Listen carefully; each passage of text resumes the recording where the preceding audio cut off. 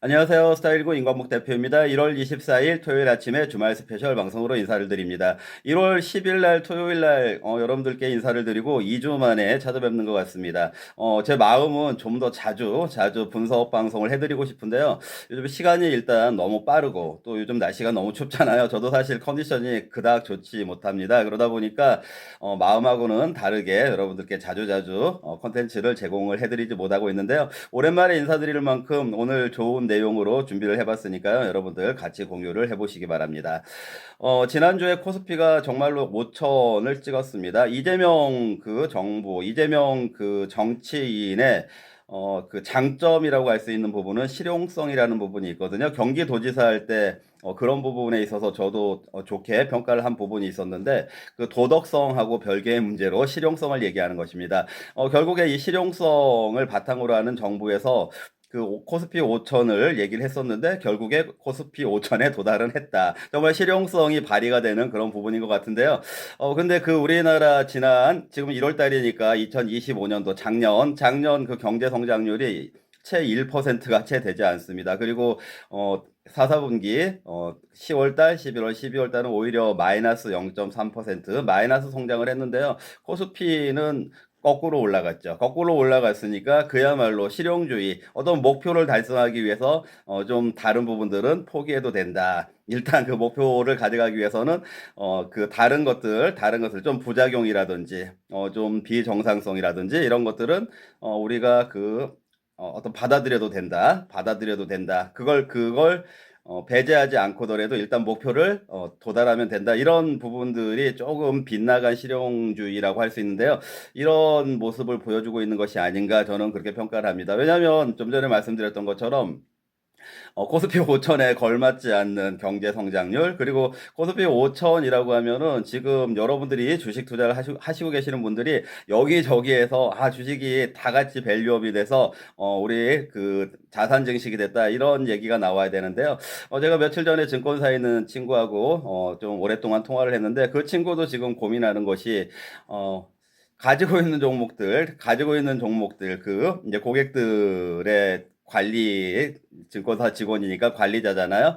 그, 가지고 있는 종목들은 다 묶여 있고 움직이지 않는데, 대형주 몇 개만, 코스피를 올리고 있으니까, 지금 이래도 바꿔 타야 되는 거냐. 그걸 고민하는데 어떻게 바꿔 탈 수가 있겠습니까? 우리가 바꿔 탔다가 어떤 봉변을 당했는지는 그동안에도 역사적으로 많이 알 수 있었기 때문에요.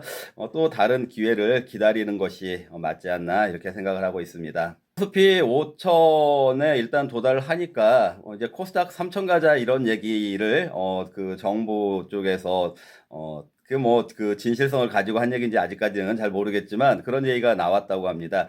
자, 근데 코스닥이 정말 3천까지 간다라고 하면 아마 오히려 코스피 5천까지 간 것보다 코스닥이 3천까지 간다라고 하면 우리 개인 투자자들 일반 국민들에게 정말로 그좀 주식을 통해서 자산 증식이 이루어졌다라고 체감할 수 있는 그런 장세인데요. 진짜로 저는 코스피 5천 세 개의 종목, 삼성전자, SK 하이닉스, 현대차 이 세 개의 종목이 만들어낸 코스피 5천보다 여러 가지 개인 투자자들이 참여하고 있는 종목들을 통해서 코스닥이 정말로 3천까지 간다라고 하면 여러분들이 피부로 주식 투자를 통해서 내가 자산을 형성을 했구나, 자산을 증식을 했구나 이런 그 시대가 열렸으면 정말 좋겠다라는 그 현업에 저도 관련이 돼 있는 일을 하는 사람으로서 그런 마음을 진심으로 가지고 있습니다. 그런 측면에서 진정성을 가지고 이재명 정부가 진정성을 가지고 이 경제에 국민들이 다 같이 이 증시의 그 호황이 모든 사람들에게 같이 돌아갈 수 있도록 시장의 왜곡이라든지 시장의 쏠림으로 인해서 오히려 그 피해를 보고 있는 종목들이 지금은 더 많다고도 볼 수가 있거든요. 왜냐하면 일부 종목들만 올리기 위해서 그쪽으로 자금을 투입하다 보니까 다른 종목들은 오히려 주가가 빠질 수밖에 없는 게 자금을 빼야 되니까요. 자금은 한정이 돼 있으니까 이런 구조인데 어떻게든 코스피 3천 얘기가 지금 하는 것처럼 그런 시대가 정말 온다라면은 그런 온기가 모든 사람들에게 다 같이 주식에 참여하는 우리 수천만에 이르잖아요. 우리 한국 사람들 중에 주식 인구가요. 그 모든 투자자들에게 그 온기가 확산이 되는 그런 장세가 열렸으면 좋겠다. 이런 그 소망을 가져보고 있습니다.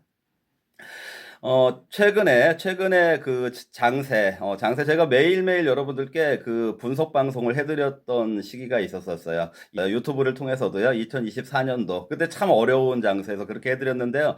지금은 매일매일 분석 방송을 해드리지 않고 있죠. 그 이유가, 특히 시황, 그 개별 종목들 같은 경우에는 분석이 일부 필요한 종목들이 있지만, 지금 그 코스피 지수 전반을 가지고 다루는 시황에 있어서는 그런 분석을 가지고 움직이는 장세가 아니고 그냥 일부 쏠림이라든지 어떤 수급에 의해서 움직이는 이런 장세이기 때문에 그런 디테일한 분석이 별로 필요가 없는 시기입니다. 그래서 오늘도 그런 디테일한 그런 분석을 기반으로 하는 그런 내용이라기보다는요, 여러분들이 전반적으로 지금 그 장세에 있어서 놓쳐서는 안 되는 관점, 놓쳐서는 안 되는 통찰, 이런 부분들을 말씀을 드리려고 하고요. 또 그리고 가장 그 이슈가 되는 이런 부분들에 있어서 여러분들이 당연히 주식시장에 참여하는 그 참가자로서 꼭 필요한, 알아두는 것이 꼭 필요한 그런 내용을 여러분들에게 설명을 드리려고 합니다. 우선 제가 한 2달 정도 전에 여러분들에게 말씀드렸던 내용 중에 하나가 그 미국 증시 같은 경우에 AI 거품론으로 인해서 그 당시 조정 이후에 그 반등이 있다고 하더라도 신고가를 쳐나가기는 좀 제한적일 것 같다. 제약이 있을 것으로 보여진다. 그 AI 거품론 때문에요. 이렇게 말씀을 드렸는데요. 한 2개월 동안의 그 미국 증시의 흐름을 보면 나스닥은 역시 그 고점 갱신을 못했습니다. 그리고 그 중심에 있는 엔비디아가 역시 그 180달러대를 벗어나지 못하는 흐름을 보이고 있습니다. 나스닥이요. 그렇기 때문에 AI 그 거품론, 기존에 있었던 엔비디아의 중심의 AI 거품론이 시장을 지배하는 것은 역시 맞았구나, 이렇게 평가를 할 수가 있고요. 반면에 다우지수나 S&P 500은 좀 더 상승을 해서 고가를 갱신을 했습니다. 그 얘기는 그 AI 거품론의 영향을 받고 있는 엔비디아 중심의 종목들이 제약을 받고 있는 그 과정 중에 다우지수하고 S&P 500은 신고가가 갱신이 됐습니다. 신고가가 갱신이 됐는데, 그 얘기는 아까 AI 중심, 엔비디아 중심 그런 종목들이 정체가 되어 있는 사이에 그 다른 종목들, 여타 종목들이 일부 평준화가 나타났구나, 이렇게 평가를 할 수가 있겠습니다. 자, 그 미국 증시는 그렇게 이제 해석을 할 수가 있고요. 그 한국 증시는 지금 어떤 흐름을 보였었습니까? 지금 다우지수, 그 30개 종목으로 되어 있는 미국의 다우지수가 대략적으로 5만 정도 되거든요. 5만 정도. 그런데 우리 지금 코스피가 이제 5천이라고 보면은요, 0 하나 더 붙이면 5만이 되는 거잖아요. 5만 이렇게 되는 건데, 한 2달 정도, 3달 정도 기간을 놓고 봤을 때에, 최근에 그 코스피가 상승했던 그 기간 동안에 그 흐름을 놓고 봤을 때에, 다우지수는 4만 몇 천, 4만대에서 5만대로 올라온 거거든요. 얼마 많이 올라온 건 아니잖아요. 그런데 그 코스피는 어디서부터 올라왔습니까? 2000대에서부터 올라왔으니까 지금 한국 증시가 굉장히 혼자서 파죽지세로 올라왔다. 그런데 이제 아까 말씀드렸던 것처럼 단지 그 몇 개 종목들에 의해서 지수만 올라왔다, 이런 현상을 보이고 있습니다. 그래서 여러분들이 앞으로는 미국 지수, 이제 다우지수, S&P 500, 나스닥, 이걸 이렇게 3대 지수라고 하잖아요. 그중에서 다우지수가 5만, 그리고 이제 코스피가 5천이니까 그렇게 비교를 하시면 될 것 같아요. 코스피에다 0을 하나 더 붙이면은 다우지수하고 지수가 숫자가 같아지니까 그 흐름에 있어서 그 비교가 되겠죠. 예전 같은 경우에는 우리 코스피가 뭐 2천 몇백 이럴 때는 상해 종합지수하고 좀 비슷하게 갔잖아요. 그런데 지금은 이제 5자로 그 앞에 있는 숫자가 빅피규어가 바뀌었기 때문에 여러분들이 이제 장세를 글로벌 증시하고 비교를 할 때 다우 증시 흐름하고 코스피의 그 흐름하고 같이 보시는 것이 편하지 않겠냐. 그리고 이제 일본 지수도 지금 한 5만 정도 되니까 그렇게 같은 숫자, 제일 앞자리 숫자가 5로 시작하는 세 개의 지수를 동시에 보는 것이 한국 증시가 더 아웃퍼포먼스인지 아니면 한국 증시가 정체가 돼 있는지, 이런 흐름을 비교하는데 좀 편리하지 않을까, 이렇게 말씀을 드리는 것입니다. 자, 그럼 최근에 코스피가 5천, 지난주에 5천을 이제 뭐 그 장중에라도 찍었는데 1등 공신이 무엇입니까? 물론 이제 우리 저쪽 그 방산이라든지 조선이라든지 SK 하이닉스라든지 이런 것들은 윤석열 정부에서부터도 강한 모습을 보였던 종목들이고, 그 밸류업이라는 거를 그 정책적으로 윤석열 정부에서 만들었었잖아요. 그런 이제 종목들이 이번 상승에 그 기저에서 그 바탕에서 기본적인 역할을 했던 건 맞는 거고, 근데 최근에 이제 그 코스피가 이재명 정부에서 공언했던 코스피 5천까지 가는 데는 그 삼성전자, 그 현대차의 역할이 컸죠. 삼성전자와 현대차의 역할이 컸는데, 뭐 두 종목 공이 그 삼성전자 5만 원밖에 안 될 때, 뭐 저는 계속 그 삼성전자의 펀더멘탈 강조드렸었고, 또 얼마 되지 않은 얘기잖아요. 그 현대차 채 20만 원, 20만 원밖에 안 됐을 때, 뭐 지금 그 50만 원, 60만 원 현대차가 올라가게 될 것이다. 이렇게 예상을 드린 건 아니지만, 적어도 그 가격은 말도 안 되는 가격이다. 관세 문제가 반영이 됐다고 하더라도 그거는 말이 안 되는 가격이다. 이런 말씀을 드렸었으니까, 자, 여러분들이 이제 저의 그런 그 관점, 저의 그 통찰 이런 것들을 가지고 여러분들이 투자에 대응을 하셨다라면은 큰 도움이 되셨을 것이라는 것입니다. 자, 제가 지금 이런 말씀을 드리는 것은요, 제가 그렇게 했다 이걸 말씀드리는 게 아니라 앞으로도 여러분들에게 기회가 있다. 코스피 5천 시대인데 아까 말씀드렸던 것처럼 지금 말도 안 되는 주가의 종목들이 많이 있어요. 물론 아까 이제 경제 성장률 자체가 작년에 1%가 채 안 되고 4, 4분기에는 마이너스 성장, 이 부분 때문에 우리 뭐 전통적인 건설주라든지 화학이라든지 이런 종목들은 지금 뭐 주가가 다 마이너스 더 떨어지고 있는 그런 형국의 업종들도 많이 있거든요. 이제 그런 그 업종 업황 그 경제하고 관련된 그런 이유로 인해서 못 올라가는 그런 영역에 있는 종목들도 있지만, 그걸 감안한다고 하더라도 지금 코스피 5천이라는 숫자를 찍었을 때 그 구조학적으로 절대 주가가 머물러 있을 수는 없는 종목들. 이제 앞으로는 마치 삼성전자가 움직였던 것처럼, 현대차가 결국에 움직였던 것처럼, 이런 종목들을 여러분들이 이제는 이번에는 내 종목이 그렇게 돼야 될 텐데, 이런 그 생각을 가지고, 이번에는 내 종목이 움직여 줄 수도 있으니까, 현대차처럼 삼성전자처럼 움직일 수도 있으니까 이번에는 기회를 꼭 잡아야 되겠다. 이런 준비, 이런 어떤 삼성전자나 현대차의 흐름을 통해서 배웠다라면, 지금 시대에는 이렇게 시장이 움직이고 있구나, 이런 것들을 배웠다라면은 여러분들이 실제적으로 이제 그 혜택을 내 것으로 만들 수 있는 그 준비를 하고 있어야 되는, 그런 대비를 하고 있어야 되는 시기다. 이렇게 말씀을 드리는 것입니다. 최근에 이제 현대차가 정말 주가가 굉장히 터무니없이, 또 이제 갑자기, 제가 터무니없다는 얘기는 뭐 현대차의 펀더멘탈 대비 터무니없다 이런 측면보다는, 현대차가 이렇게 단기에 이런 가격까지 올라올 수 있었다라면은, 그럼 과연 몇 달 전에 있던 20만 원의 그 가격은 무엇이냐, 그 부분이 터무니없다라는 거를 말씀을 드리는 건데요.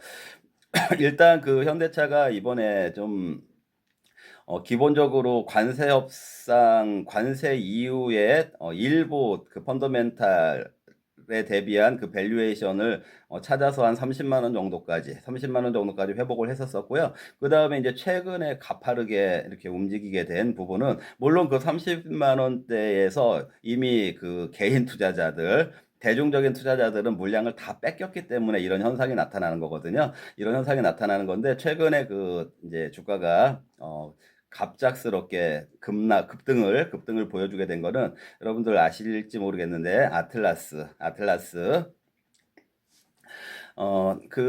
이게 뭐냐면은요, 제가 한 유튜브 초기에 한 2년 정도 됐겠죠? 유튜브 초기니까 이런 말씀을 드린 적이 있었어요. 그때 이제 한참 이슈가 됐던 여러 가지 테마들 중에 하나가 협업 로보트, 두산 로보틱스 해가지고 협업 로보트 이런 테마가 형성이 됐을 때, 저는 그때 여러분들 과거 유튜브에서 분명히 들으셨을 거예요.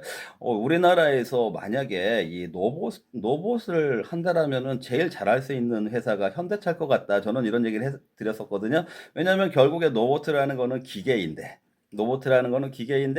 기계를 제일 잘 만드는 회사, 자동차를 가장 잘 만드는 회사가 현대차인데 그렇다면은 로봇 회사가 현대차가 돼야 될 것 같은데 왜 다른 종목들이 움직일까? 저는 이런 부분들에 대해서 조금 의구심을 가졌었고 그런 쪽으로 미래 산업에 있어서 현대차가 그런 방향을 가지고 어떤 그 퍼포먼스를 보여줄 것이다라는 걸 예측을 했었어요. 과거 내용을 보시면은요. 자, 그런데 지금 2년이 지난 현재 이번에 1월 달에 이제 국제적인 그 증시에 영향을 주는 큰 행사가 그 전자 쪽으로 CES, 컨슈머 일렉트로닉스 쇼라고 하죠. CES가 있고, 그 다음에 이제 바이오 쪽으로 JP 모건 컨퍼런스가 있는데, 지금 바이오는 지금 뭐 반향이 없는 장세니까.